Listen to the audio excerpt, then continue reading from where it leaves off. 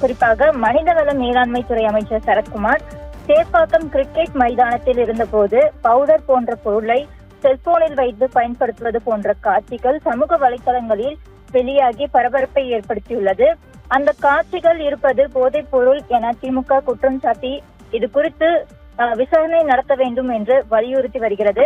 எனினும் இந்த குற்றச்சாட்டுகள் அதிகாரப்பூர்வமாக நிரூபிக்கப்படவில்லை என்றாலும் இதையடுத்து அமைச்சர் சரத்குமார் பதவி விலக வேண்டும் என்றும் வெளியான வீடியோ குறித்து உரிய விசாரணை நடத்த வேண்டும் என்றும் வலியுறுத்தி வருகிறார்கள். இந்த நிலையில் திமுக மாணவரணி சார்பில் இன்று காலை சென்னை எழும்பூர் ராஜரத்னம் மைதானம் அருகே கண்டன ஆர்ப்பாட்டம் நடைபெறும் என அறிவித்திருந்தார்கள்.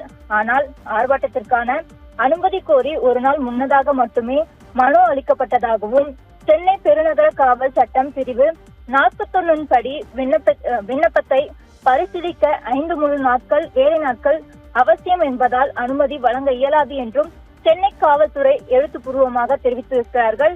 இதனால் புதுக்கோட்டை தொடர்ந்து சென்னையிலும் அமைச்சர் சரத்குமாருக்கு எதிரான திமுக அறிவித்த போராட்டம் காவல்துறை அனுமதியானது மறுத்துள்ளது.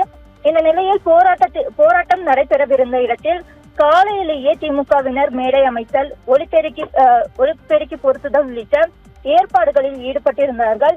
அப்போது அங்கு வந்து காவல்துறையினர் போராட்டத்திற்கு அனுமதி இல்லை என தெரிவித்து அனைத்து ஏற்பாடுகளையும் நிறுத்துமாறு அறிவித்திருந்தார்கள்.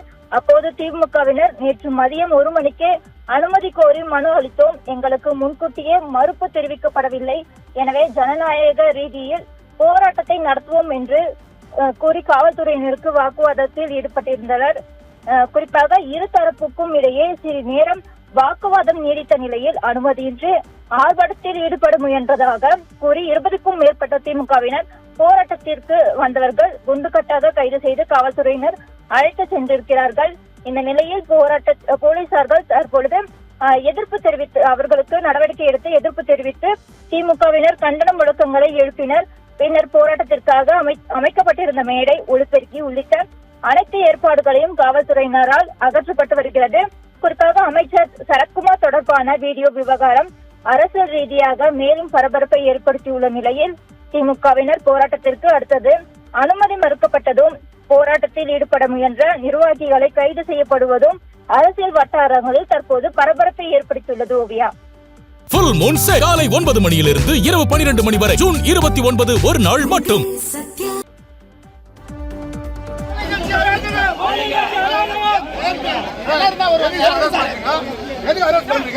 என்ன காரணம் சொல்லுங்க சார்.